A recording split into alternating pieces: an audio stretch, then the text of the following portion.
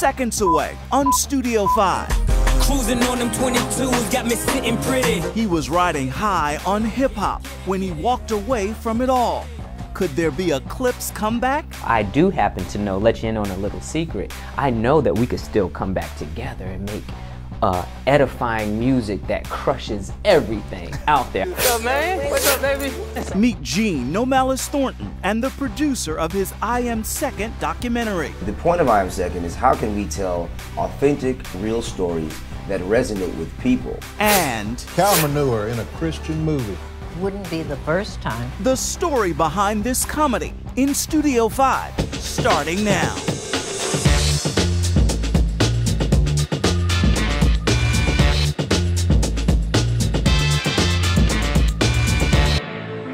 For a moment, it seemed fun. But in 2009, knock, knock, knock, it was the devil. And he was coming for his stuff back.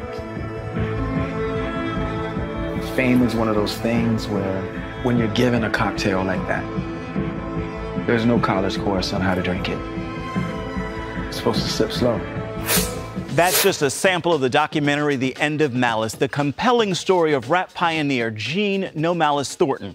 We're sitting down with him for this edition of Studio 5 in just a moment. Welcome to the show. The End of Malice film was produced by I Am Second. We're taking a look at that organization in this show as well. But first up on the rundown is our weekly look at what's making headlines in the world of uplifting entertainment. This is your top 5 from Studio 5. At number 5 this week, the NBA's Steph Curry scores points on the court, but his wife is reaching professional goals in the kitchen. That's a cookbook right there. This is like genuine nerds for that. Ayesha Curry's new cookbook, The Seasoned Life, has just made the New York Times bestsellers list. It was beautiful to see you opening the book on video for the very first time. What's it been like these last few weeks out promoting it? It's been insane. Everybody keeps asking me if I'm tired of it or if I'm over it, and I'm not. I love it. At number 4. Queen of Country, Dolly Parton goes from sold-out concert tours to yet another #1 album. This one is called Dolly, Pure and Simple, and it's all about love. You are approaching 50 years of marriage yourself. Are they the example for you and your husband? My husband always loved my dad and my mom, but I think my husband and my relationship really just was a godsend, because God knew I was going to need somebody like him if I was going to be doing all this crazy stuff. And at number 3.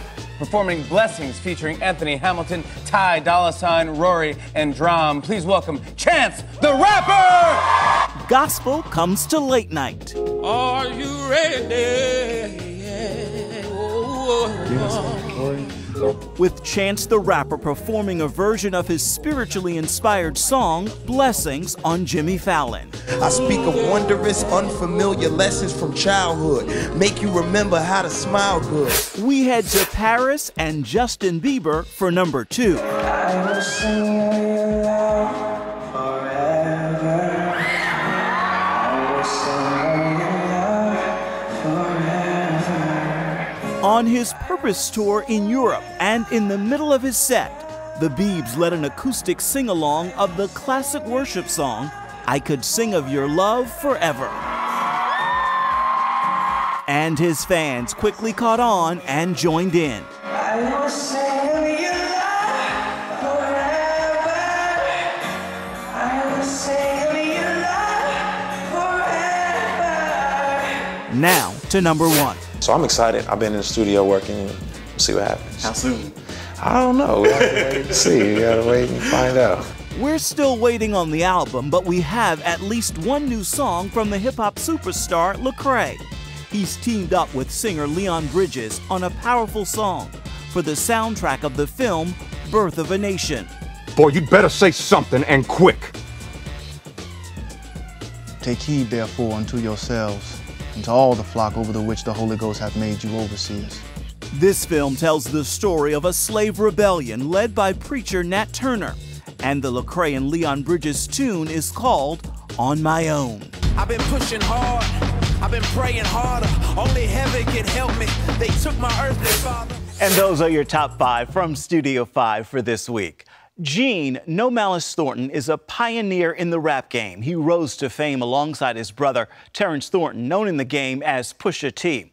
Both are also friends with famed producer and singer Pharrell Williams. Gene walked away from the rap game at the height of his career. The story is a documentary called The End of Malice. And we're talking to the man himself in this week's Studio 5 interview. I remember talking to a friend of mine. I said, "You don't feel guilty?" He said, "You are the only one who asked that question."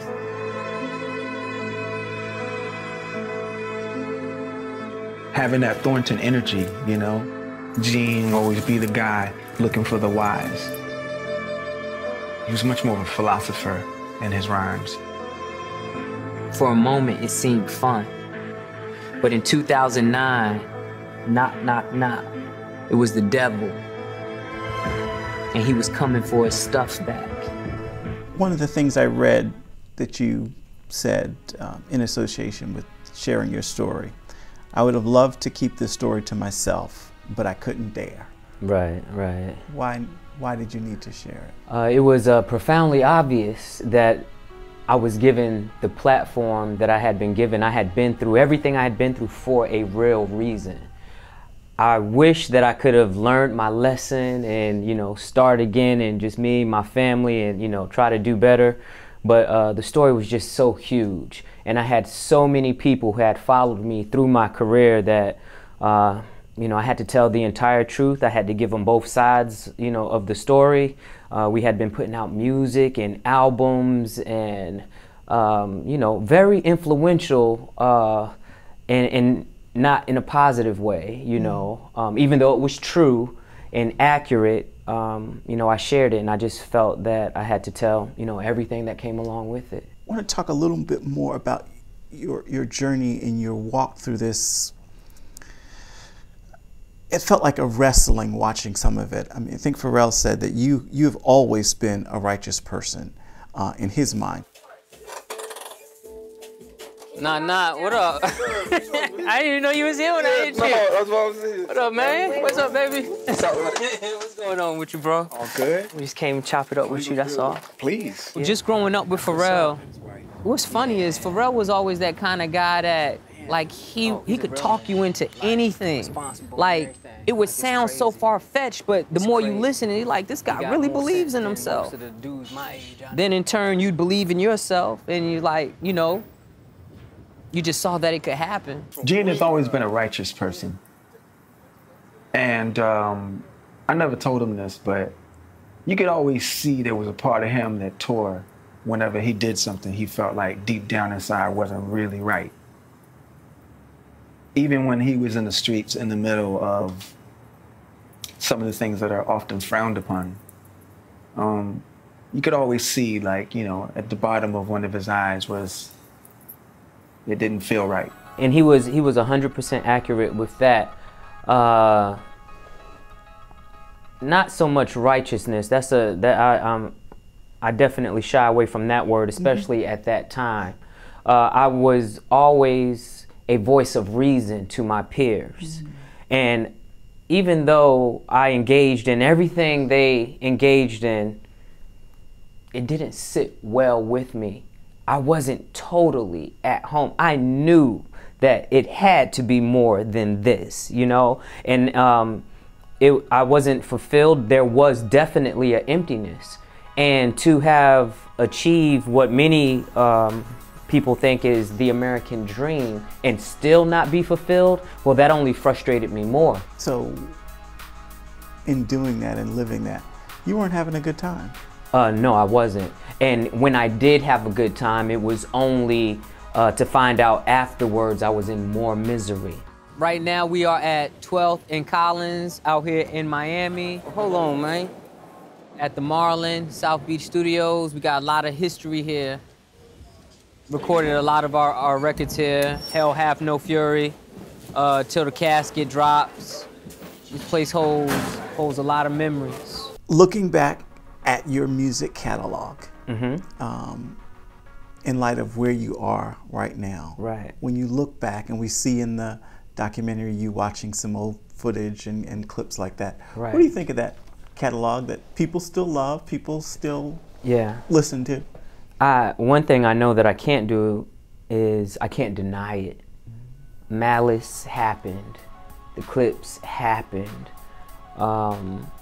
And that music still to this day means a lot to a lot of people. When I talk to people about you and your music, it amazes me, and your brother as well, of course, that they still want you back together. They still want, they want to see this happen. Yeah, definitely. What they want is the clips, and they want that type of music. They want that, you know, that energy.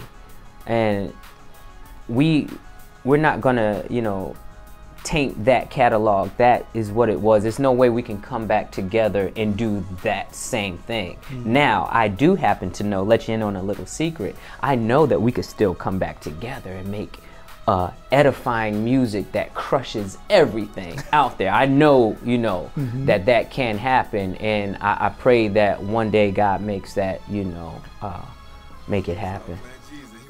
All I know is I was just hearing too much stuff. It was taken from my spirit. I had to go. I had to go. It was taken from your spirit? It was taken from my spirit, man. There's no college course for dealing with fame and success. But when you're given a cocktail like that, there's no college course on how to drink it. Yeah. That's next level. You know, you're supposed to sip slow.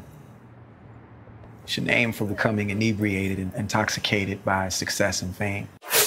Gene has a podcast with the Iceman. It is called the Re-Envision Podcast. I've sampled it, and it is definitely worth a listen.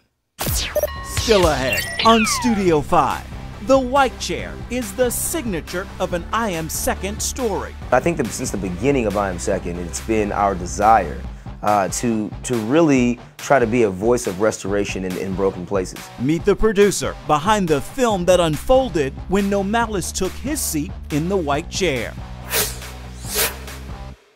I know my body. That was like not something that I ever dreamed that I would be out of control of, and all of a sudden my body just starts to give out on me. That was hugely scary. It was that moment that I really realized I wanted to change. So I went and found a Bible that I had from like my 8th grade confirmation. It's like the only Bible that I had. And I opened it up and started looking up some of these verses, and that took me to the Psalms. They were so rich and they were so real. Just like jumped off the page, and I remember I would just read the Psalms and I would just like cry because they were so good and they were so like dramatic. And David's like, my tears have been my food day and night, kind of like what you feel like in your heart when you're at the depths of your eating disorder, just like, oh my gosh, it was real. That's just a segment of one of the beautifully told stories produced by I Am Second. The organization also produced the End of Malice documentary, and it has more in the works. For a closer look at I Am Second, we're sitting down with producer Brandon Ricks. I used to sneak and watch rap videos in my grandmother's house. I was too little. She wouldn't have let me watch them. And I would sit there and watch them, and I would just marvel. Late at night, I found people to look up to. There were no Barack Obamas, there were no Martin Luther Kings and Malcolm X's. They'd all passed away, and so I had Tupac. I've been trapped since birth, cautious cause I'm cursed. The fantasies of my family in a hearse. And they say it's the white man I should fear, but it's my own kind doing all the killing here. I Am Second. For someone who doesn't understand what I Am Second is, what is it? You know, I Am Second is just a way for us to reach the culture in unique and special ways. And, you know, we are trying to communicate a message to people all across our country and across the world, even as, you know, the World Wide Web has expanded the reach of content. That we're going through the same struggles. We are going through the same issues, dealing with anxiety and depression and addiction and whatever those ills may be as a society, as human beings. we have more points of relation than we realize, and story is a phenomenal way for us to be able to connect. Having a secret just eats at you like so much, you know, and you feel like a liar the whole time you're around here, and you're trying to make up for this thing. You're trying to have fun, but you really can't even have fun because, you know, you've just, you know, wronged her. And the point of I Am Second is how can we tell authentic, real stories that resonate with people and that point people to a true compass, to a true north. And in this case, with I Am Second films, we've captured stories from entertainers, from athletes, from everyday people that you may not even recognize in a grocery store.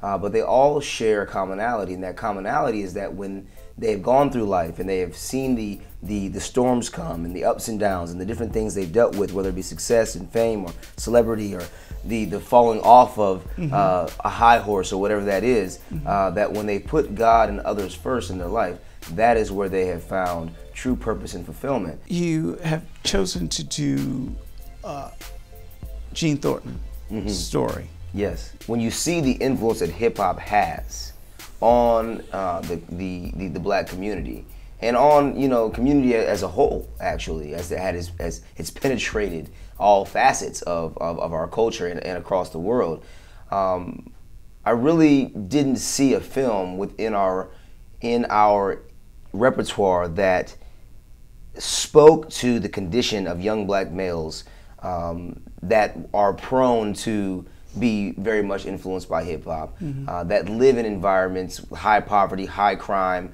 high rates of fatherlessness. I didn't see a film that would really get to the core at what these young men are going through. Being a hip hop fan myself and growing up on the hip hop genre, I was very familiar with the Clips and the VA sound that was birthed here from Pharrell and Timbaland and Missy Elliott and that kind of creative storm that occurred in here, and I listened to the Clips music, but I was not aware that he walked away from the fame and success at the height of his career.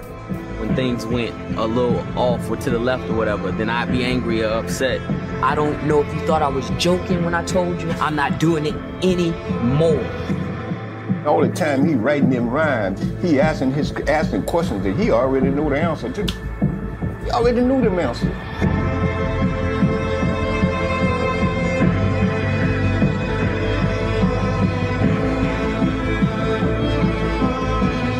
Even the most saved and sanctified person lives in a secular world. It's what you have on the inside that is what's supposed to ground you. Brandon and I Am Second are at work on other powerful documentaries. You'll want to stay connected right here to learn more about the focus of those compelling films. Still ahead on Studio 5. Ow! Whoa! Excuse me, you giant rat bit me. Go behind the scenes of a Christian comedy with a legend in television and film, Tim Reid. We learned about I Am Second in this show, and it's a beautiful reminder of the power of a story. And speaking of story, we want to give you your first look at a comedy called Shooting the Prodigal. As you can imagine from the title, it is loosely based on the biblical story of the prodigal son. We're gonna make a movie, son. Shooting the Prodigal is an invitation to find humor in church. I don't really see it as poking fun at the church. I definitely see it as kind of finding a certain several personality quirks that I think live in a lot of churches. Paul Wilson plays Brother Bob Cross, a small-town pastor who thinks the best way to share his faith with young people is to make a movie. The only problem, he has no experience and no budget. Maybe we do a competition among the Sunday school members. That's where Aunt Judith comes in. I read the description of the role, and I just said, my God, that woman is me. So, Peppy Strife's character offers the talents of her nephew, a Jewish film student who needs to finish school. What I need, though, is a 90-page script. Are you saved? Yes, Lord! Shooting the Prodigal is set in the fictional town of Homer, Alabama, but production is actually unfolding in Virginia. This is home for acting veteran Tim Reid, who plays a farmer commissioned to fund the church's filmmaking. What I know about making movies wouldn't even fill a shot glass. I don't really, at this point, get too concerned with in terms of what the projects are, as much as it is to see film shot in Virginia, to really grow the industry that we've been trying to grow here for quite some time. And with acting giants like Tim Reid in this film, you know Shooting the Prodigal will indeed be funny. Keep watch to my Studio 5 blog to learn where you can see it. Still ahead on Studio 5, getting back to the I Am Second chair for a look at another artist who signed it and shared his story. You are fearfully and wonderfully made. You're exactly what I want you to be. And it's time now to take a look at what we're working on for the next edition of Studio 5. We're bringing the funny. 31 years I've been married to the same man. Don't clap, you don't know him. With the most awarded woman in comedy, Shonda Pierce. And be sure to watch for that next time. It makes sense to end this show with a message from the I Am Second white chair. Today I'm giving the final word to propaganda. The artist explains why God allowed him to feel like a fish out of water for most of his life, and how that feeling led him to discovering his life's purpose. I think there was a moment when my father finally pointed to a particular passage, Psalms 139, before you were in the womb, I knew you. He said, you are fearfully and wonderfully made. Marvelous are your works, and that my soul knows well. And I think that it was there that I realized that my value is not determined by some particular innate quality that I have. No, your value is because God was willing to pay the cost of his son for you. Every hurt, every failure, being spit on walking home, like all this, it's on purpose. You are fearfully and wonderfully made. You're exactly what I want you to be. You was looking at a last-born, rightful heir to the throne, son of a nobody with poverty in my bones, and that's beautiful. See, we ain't never had nothing, but nothing was sufficient. It kept my belly full of the stuff the rich was missing, and that's beautiful. And that is today's final word. Until next time, be sure to reach out and touch me at Ephraim Graham on Instagram, Facebook, Twitter, and Snapchat. And then come on back and see where Studio 5 takes you next week. Bye-bye.